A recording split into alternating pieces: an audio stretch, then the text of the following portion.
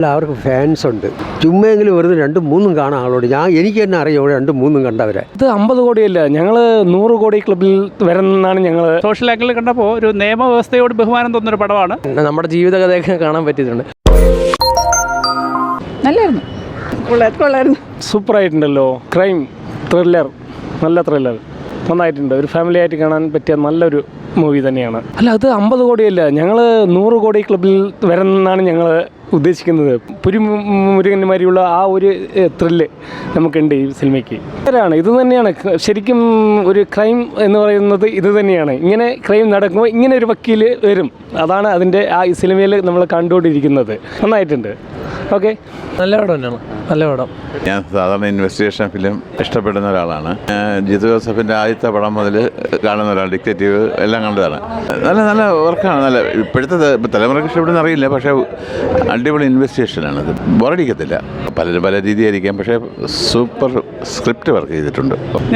ഞാനൊരു സോഷ്യൽ ആംഗിളിൽ കണ്ടപ്പോൾ ഒരു നിയമവ്യവസ്ഥയോട് ബഹുമാനം തോന്നുന്നൊരു പടമാണ്. പിന്നെ വലിയ മസിൽ പിടിക്കാതെ കാണാൻ പറ്റുന്ന സിനിമയാണ്. മെലോ ഡ്രാമയൊന്നും ഇല്ലാതുള്ളൊരു പടമാണ്. അല്ല, ഞാൻ കണ്ടതൊരു വളരെ അങ്ങനെ ഫീലില്ലാവെന്ന് കണ്ടതാണ്. എന്തായാലും എനിക്കൊരു കാലികമായ പ്രസക്തിയുള്ളതാണ്.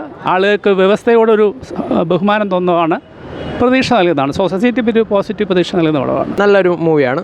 ഞാൻ LLB സ്റ്റുഡൻ്റാണ്. അപ്പം ഓക്കെയാണ്. പിന്നെ നമ്മുടെ ജീവിതകഥയൊക്കെ കാണാൻ പറ്റിയിട്ടുണ്ട്. ലോയേഴ്സിൻ്റെ ഉറപ്പായിട്ടും കാര്യം നമുക്കതിൽ നിന്ന് കുറച്ച് കാര്യങ്ങൾ കണക്ട് ചെയ്യാൻ പറ്റുന്നുണ്ട്. ഇപ്പം നമ്മുടെ സിനേറിയിൽ നടക്കുന്ന കുറച്ച് കാര്യങ്ങൾ കണക്ട് ചെയ്യാൻ പറ്റുന്നുണ്ട്.